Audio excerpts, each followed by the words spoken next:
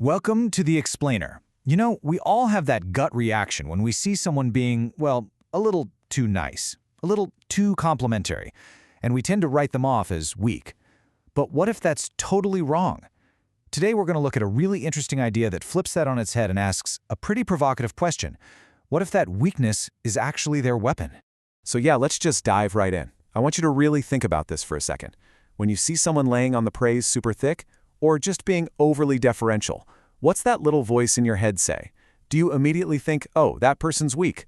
Or, could there be something else happening? Something much more strategic? Okay, so here's how we're going to break this down. First, we'll tackle that common misconception about politeness. Then, we'll look at flattery in a totally new light, as a skill.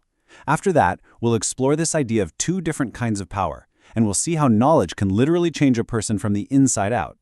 And finally, we'll land on what real wisdom looks like when it comes to understanding other people.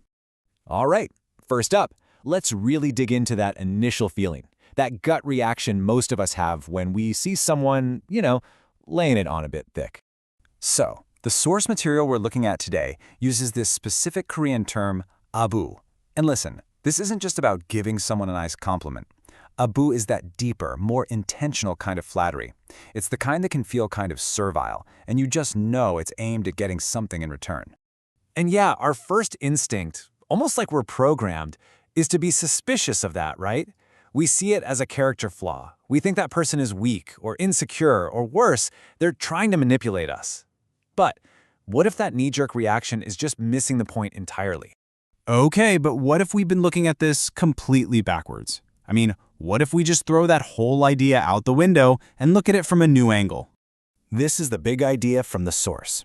It says, hey, stop looking at Ajimabu as some kind of character defect. Instead, you need to see it for what it actually is, a highly developed, specialized skill that a person uses to get by in the world. And that word right there, weapon, that's everything.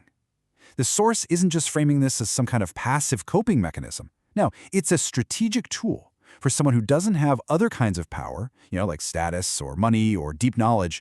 This skill, this is how they survive. This is how they win. And here's the thing, it's not a skill you can just fake. The source is super clear about this. If someone who's naturally kind of proud or, haughty tries to do this, it's going to be a disaster. It'll come off as totally insincere and just backfire. It takes a certain kind of energy, and the people who are good at it, they've mastered it. It's their unique method for getting things done. This whole idea leads us to a really crucial point in the argument, this idea that there are two fundamentally different kinds of personal power. In this comparison here just lays it out perfectly. So on one side, you've got the power of behavior. That's the flattery, the kindness, that stuff. It works fast. You can get results right away. But it's fragile, right? Because it all depends on how other people react to you.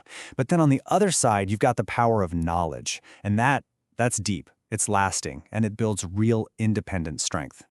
Think of that behavioral power like a flash fire. It's bright, it's hot, it can definitely get some things done in the short term, but it's really limited in what it can truly accomplish. And it burns out fast. It's like patching a hole, but it's not building a foundation.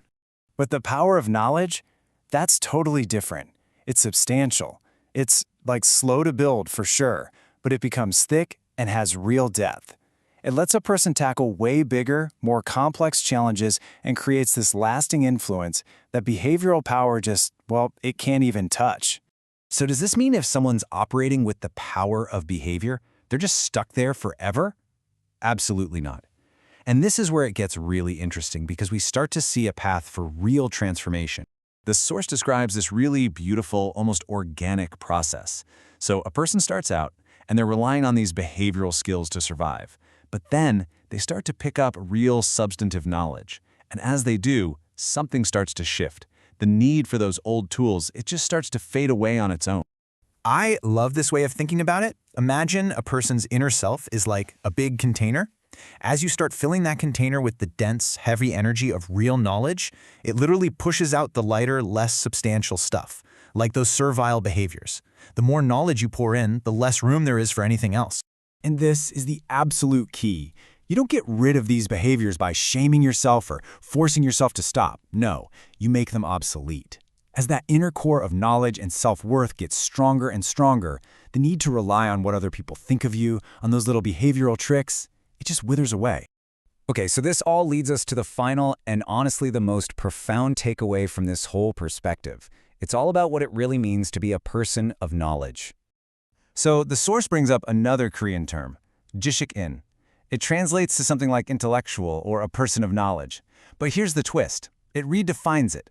A true jishik-in isn't just someone who's got a bunch of facts memorized. It's someone who has a deep, fundamental understanding of why people do what they do. And this is the challenge that the source throws right at us. Think about it. If you look down your nose at someone for using flattery to get by, can you really call yourself wise? Real knowledge isn't about sitting up in some ivory tower judging everyone. It's about getting down on the ground and understanding the struggles and the strategies of real people. So really, the ultimate takeaway here is this big shift from judgment to empathy. A truly wise person doesn't condemn someone for using flattery. Instead, they get it. They understand. They see the abo not as a sign of a weak character, but as the weapon that person chose, or maybe had to choose to fight their battles. And they can respect the struggle. And that's where we're going to leave it. A question for you to think about. The next time you see someone being a little too polite, a little too flattering, what are you going to see? Will you still see weakness, or will you maybe see a skill, a strategy, a weapon? And maybe, just maybe, you'll understand the world that made that weapon necessary.